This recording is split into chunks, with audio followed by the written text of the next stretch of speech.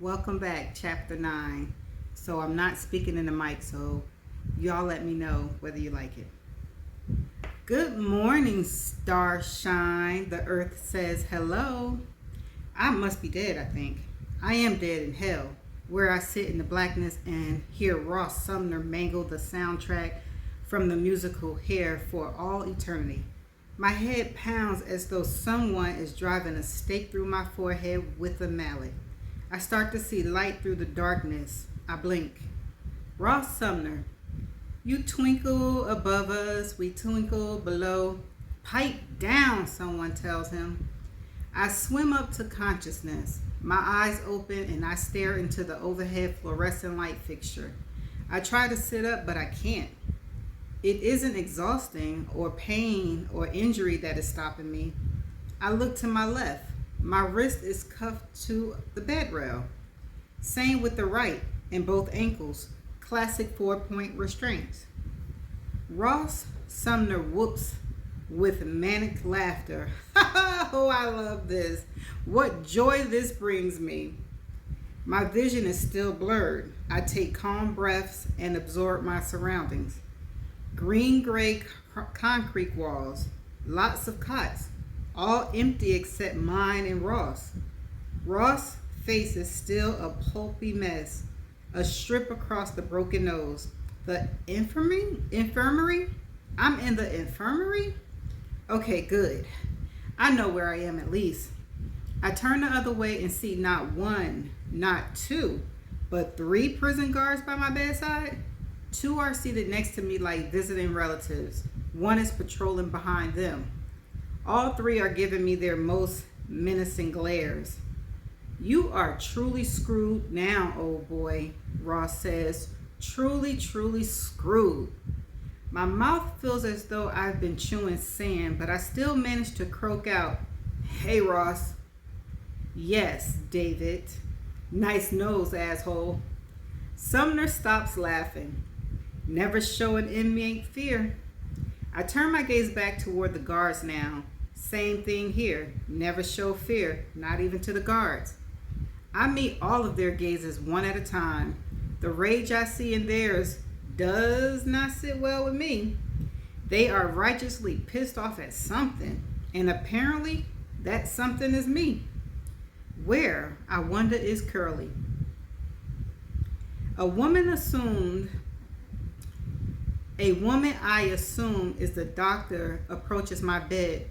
"How are you feeling?" she asks in a tone that isn't even pretending to care about the answer. "Groggy." That's to be expected. What happened to me? She glances over at my glaring guards. We are still piecing that together. "Can you at least untie me?" The doctor gestures towards the glaring guards. "That's not my call." I look at the 3 unyielding faces and see no love. The doctor leaves the room. I am not sure what to do or say here, so opt for silence. There is an old black hand, white face clock on the wall. It reminds me of the kind I would stare at, hoping those hands would move a little faster back in the day at Garfield Elementary School. It's a little after 8. I suspect it's AM rather than PM, but with no windows in here, I can't know for sure. My head hurts. I try to piece together what I assume was last night, right up until the time I heard a voice I thought might rescue me. I mostly remember Curly's face, the fear, the panic. So what happened? The pacing guard is tall and thin with an overly prominent Adam's apple. His real name is Hal, but everyone calls him Hitch because he constantly hitching up his pants because, as one of the inmates put it, Hal's got no ass. Hitch rushes towards me, still glaring, and leans so close that our noses are practically touching. I push my head back in the pillow to get a little space. Nothing doing. His breath is awful, like a small gerbil climbing into his mouth dye and is now decaying. "You're dead, man, Boros," he hisses in my face. I nearly choke on the stink. I am about to make a rejoinder about his breath, but a fly-through of sanity stops me. One of the other two guards, a somewhat decent guy named Carlos, says, "Hal." Hitch Hal ignores him. "Dead," he repeats. Anything I say right now would either be superfluous or harmful, so I stay quiet. Hal starts pacing again. Carlos and the third guard, a man named Lester, stay in their seats. I lay my head back on the pillow and close my eyes. I'm clearly unarmed, yet I'm being held by a 4-point restraint and watched closely by 3 guards. 3 guards at the same time? That seems like overkill to me. What the hell was going on here, and where was Curly? Did I hurt him? I think I remember everything, but based on my history, could I be sure of that? Maybe I blacked out. Maybe the other guard, whoever heard me yell, didn't unlock the gate fast enough. Maybe instead of Curly getting the better of me, I grabbed the shot from him and... oh damn. And while all these theories are swirling in my head, the big tornado keeps ripping through, throwing everything else out of the way. Is my son still alive? The back of my head pressed down on a pillow. I try to pull my arms and legs free, but they are shackled. I'm helpless. Time passes. I don't know how much. I am plotting, and I am coming up with nothing. The wall phone rings. Carlos stands, walks towards it, picks it up. He turns so his back is to me and speaks low. I can't make out what he's saying. After a few seconds, he hangs the receiver back on the wall. Lester and Hal both turn to Carlos. Carlos nods. "It's time," Carlos says. Hal takes out a small key. He unlocks my ankles first, then my wrists. Carlos and Lester stand over me as though they expect me to break for it. I obviously don't. I massage my wrist. "Get up," Hitch Hal snaps. I feel woozy. I sit up slowly. Too slowly for Hitch. He reaches down and grabs me by my hair and pulls me up. Blood rushes south. My head reels in protest. "I said," Hitch spits out between clenched teeth, "get up." Hitch rips the blanket off of me. I hear Sumner start laughing again. Then Hitch picks up my feet and throws them to the side. I swing with them so that they land on the floor. I manage to get myself to a standing position. My legs are rubber. I take a step and stumble like a marionette before I'm able to get my footing. Ross is enjoying this. He sings, "Na na na na, hey." My skull aches. "What are we doing?" I ask. Carlo puts a hand on my back and gives me a gentle shove. I almost trip and fall. "Let's go," Carlo said. Hitch and Lester stand on either side of me. They take hold of my arms, making sure they grip the pressure point beneath both elbows hard. They half escort me, half drag me out of the infirmary. "Where are you taking me?" But the only reply is Ross finishing up his repeat of the opening stanza and waving goodbye. I try to clear my head, but the cobwebs cling stubbornly to the corners. Carlos leads the way. Lester is on my right arm, Hitch on my left. Hitch's stare is palpable, a beating thing of hate. My pulse picks up. What now? Where the hell are we going? And a reminder. A guard tries to kill me last night. That's the headline here, right? Curly had taken me into an abandoned corridor in the hospital and tried to stick me with a shot. The wound on my forearm from that blade is wrapped now in thick gauze, but I can feel it pulsating. The 4 of us trudged down the corridor and through a tunnel lined with light bulbs protected by metal cages. The walk is doing me some good. My head clears. Not completely, but enough. At the end of the tunnel, we head up a flight of stairs. I see daylight through a window. Okay, so the clock was at 8 a.m., not p.m. Made sense. A sign lets me know we are now in the administrative wing. It is quiet, but office hours don't start, I know, until 9 a.m. So what are we doing here now? I debate trying to make a move of some kind just to make sure someone would know where I am. But what good would that do? Like I said, it's just after 8 in the morning. No one is even here yet. Carlos stops in front of the closed door. He knocks and a muffled voice tells him to come in. Carlos turns the knob, the door opens, I peer inside. Curly is standing there. My stomach drops. I try to back pedal, but how unless I have both my arms? They shove me forward. Curly sneers at me. You son of a bitch. Our eyes lock. He is trying yet again to look so tough, but I can see that once again, Curly is scared and close to tears. I'm about to protest to ask him why he tried to kill me. But again, what's the point? What's the play here? Then I hear a familiar voice say, okay, Ted, that's enough. Relief floods my vein. I lean into the room and turn to the right. It's Uncle Philip. I'm safe, I think. I try to catch the old man's eye, but he does not so much as glance in my direction. He is dressed in a blue suit and red tie. He stands by the window for another second before crossing the room and shaking Curly Ted's hand. Thank you for your cooperation, Ted. Of course, Warden. Philip McKenzie's gaze sweeps past me and finds the 3 guards who escorted me here. I'll handle the prisoner now, he says. You all go back to your regular duties. Carlos says, yes, Warden. I hadn't really thought about this before, but I am still clad only in my flimsy hospital smock, which opens in the back. I wear socks that I assume are hospital issue. I don't have my canvas shoes anymore. I feel suddenly exposed and near naked, but to them, all of them, I must also appear like no threat. Curly heads towards either me or the door. It is hard to know which. He slows as he gets closer to me and tries again to give me his toughest gaze, but there is nothing behind it. It's just for show. The man is terrified. As Curly reaches the door, Philip says, Ted. He turns back towards the warden.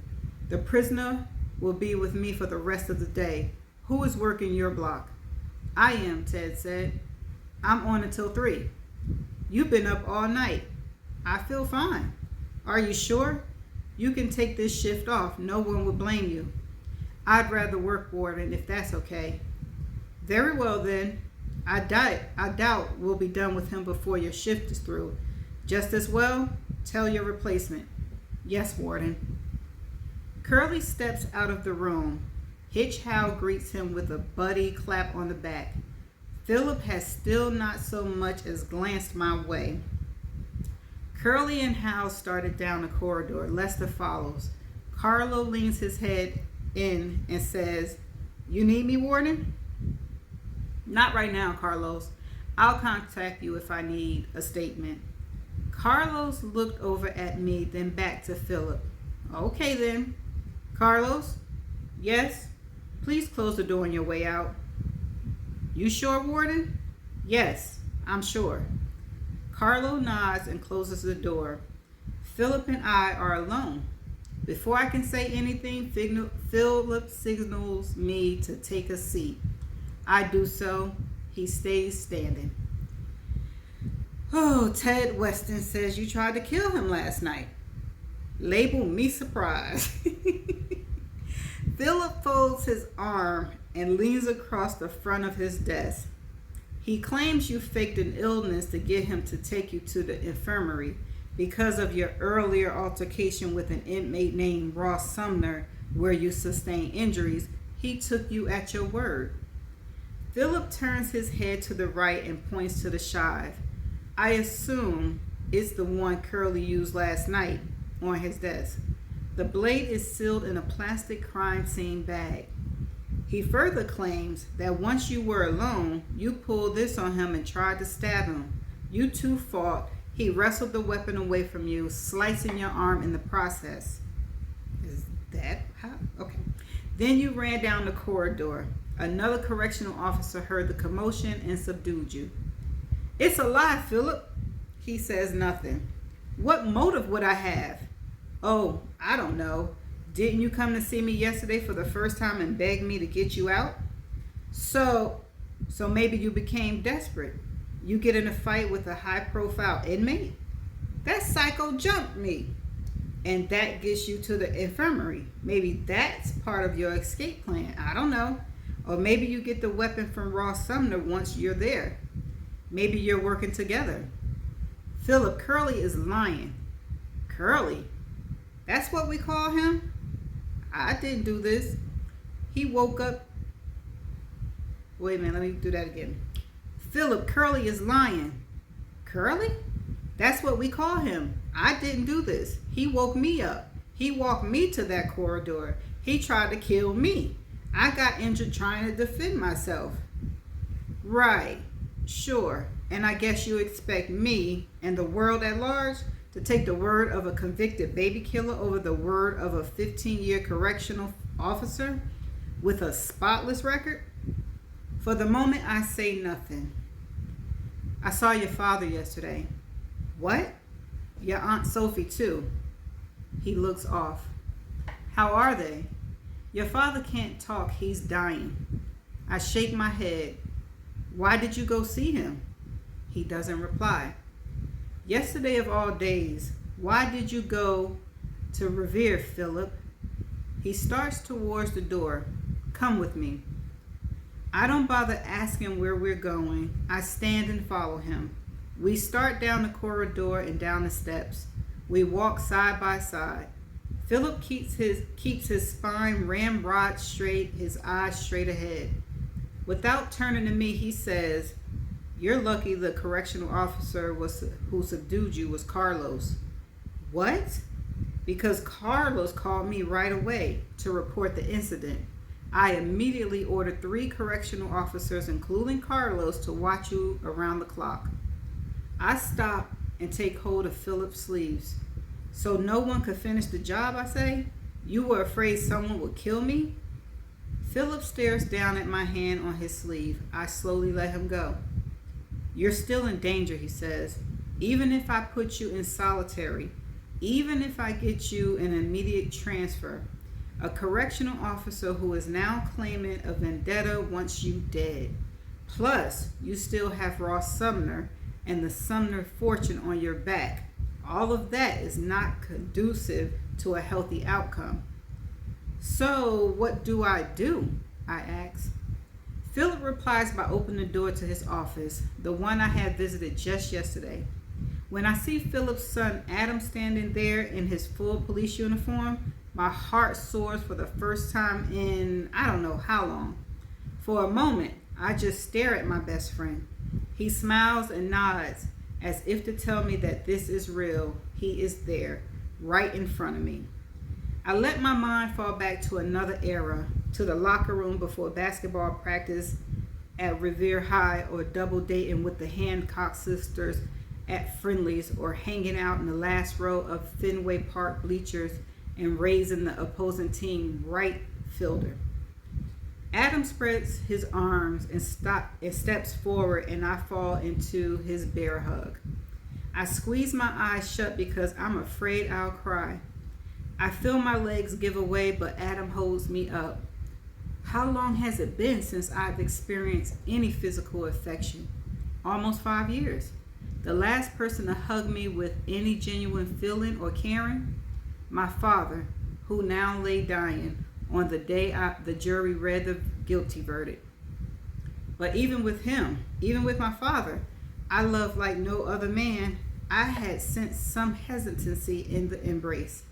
My father loved me, but, and perhaps this is me projecting, there had been some doubt, as though he wasn't sure whether he was embracing his son or a monster. There is no doubt in Adam's hug. Adam doesn't release me until I finally let go of him.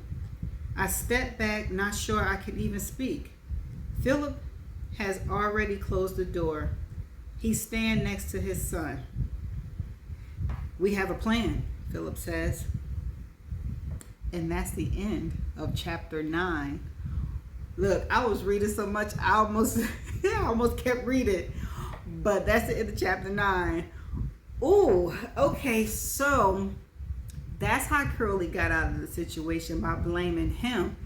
But I don't think Curly Ted is out of it yet, because Sumner paid him to kill David and he didn't. So either Ross is not going to pay Ted and just let it go, or somebody going to kill Ted. That's my prediction. Anything else? Oh, Philip know that they tried to kill him, but for what reason are they trying to kill David? That's the key I need to try to get. I don't get it yet, why they trying to kill David.